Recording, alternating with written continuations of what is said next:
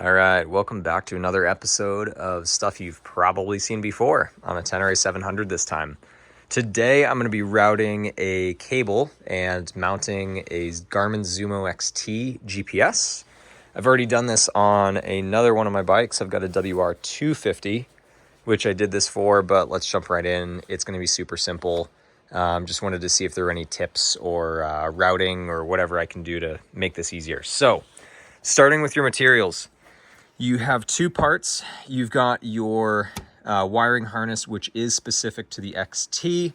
The XT2 has a different wiring harness. There's a different part number. Go ahead and look that up. Make sure you get the right one because the voltage is apparently different with this. So here is your wiring harness part number. Feel free to pause that if you need. Second part is going to be this guy, which is your actual mount, which I've torn off of there a little bit, but you can still get the part number. So wiring harness is going to come with the tools that you need. It's going to come with this little screwdriver, which I am absolutely going to keep. And then you've got some ring terminals, some very, very small screws. And then on the mount side, you've got this little guy, which is what your actual GPS clips onto. You get your hardware, more screws, and zip ties actually came with a wiring harness. So those are the two part numbers that you're going to need. I am more than likely going to make a mounting plate that goes on the bar. I've had a phone mounted there as the GPS. I'm just going to mount an actual GPS and do this the right way. So a couple things you're going to need to do. Remove your front panels. I removed this side just to take a look at the wiring. I've got wiring back here for my auxiliary lights already. So I'll just throw this side back on. I'm just going to do all the wiring on the other side. So I guess step one would be removing your side panel. You'll need to disconnect your blinker, so right there. And then I removed the seat and the plastics moving forward. So your seat, obviously just a key, rear or pillion seat comes off, and then just a little tip. I did not come up with this, cannot take credit for it, but you can remove the little, what would you call them? The little collars, the metal ones. Remove those so you no longer need to unbolt or take an Allen key with you and unbolt these guys every time. You'll see when I remove the seat. So just take those things off and then you can remove your seat. It's still locked on there because the passenger seat's on there, but now it's just a peg that the little rubber grommet slides onto to kind of secure itself in place. Hopefully that's helpful. So I'll put this off to the side. And we've got the seat off, we've got battery access. What we're essentially going to do is route cabling under the tank, probably make it clean, get it up through there. And then I found this little hole in the plastic, not a hole in the plastics, but it's a spot where you can feed through right in there.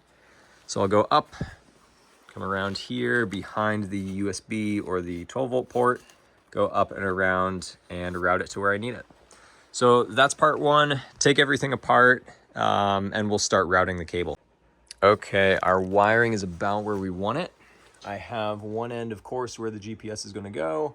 Goes around the back. Hopefully you can see that behind your headlight adjuster, down, and then past the 12 volt port. Comes out right at the bottom here. So through, you can see a little bit of light through there. It just passes right through. I've got it hooked up with one zip tie right there. Goes under the tank, just straight back.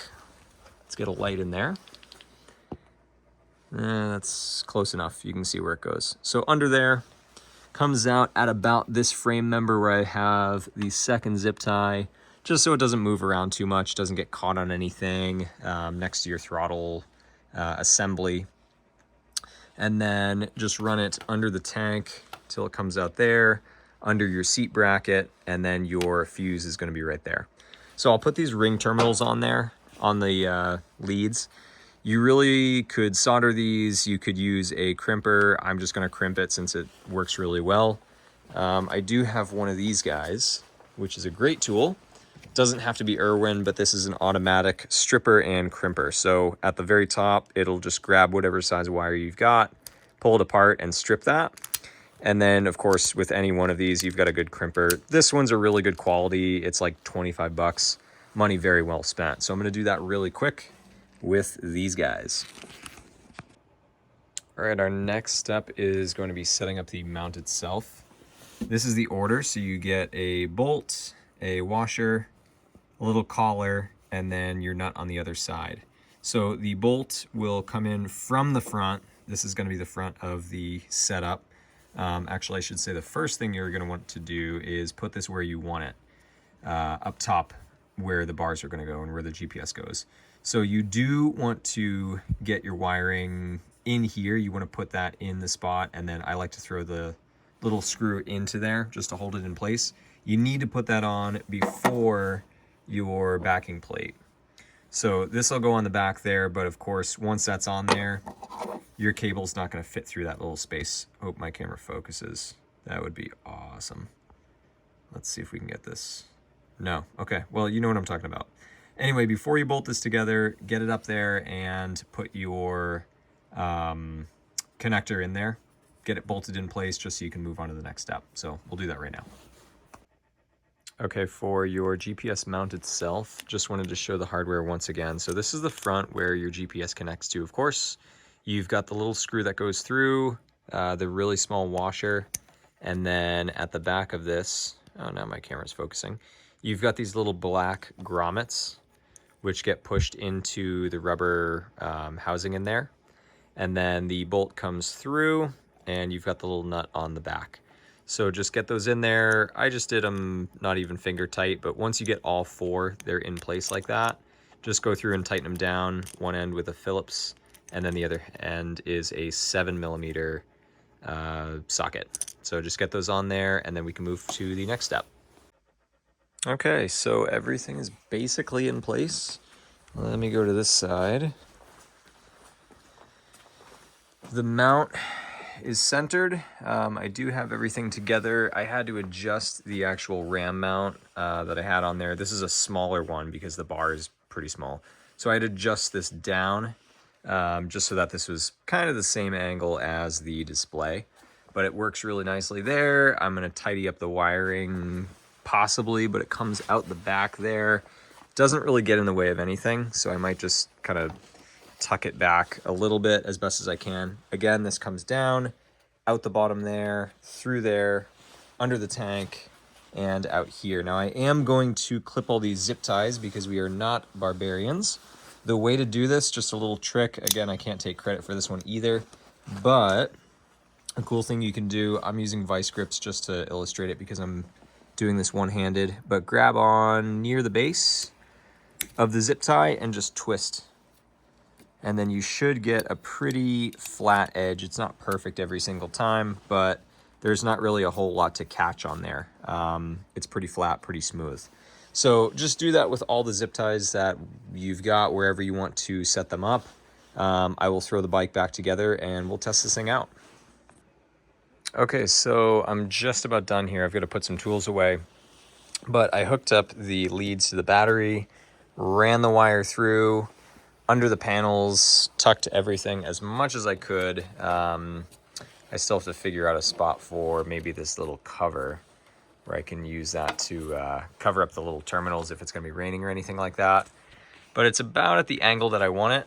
And so final test, slap this on here and see what happens. So we should, yeah, there we go. We've got a light coming on, which indicates that we're getting power. So I just ran this directly to the battery. I didn't put in a switch or switched power or anything like that, running off of something else. Basically, if it's connected to the battery, it's connected. So this is like a $40 cable, so I don't think I'm gonna have any issues with battery drain if the GPS is not on there, of course. But anyway, just proof of concept that's on there, and this is showing that we're charging. So we're in there. Yeah, if you have any questions, drop them in the comments below. Again, this will work for pretty much any bike that has a battery, so it's just the same process in a different order of steps. Anyway, hope this helped, and happy riding.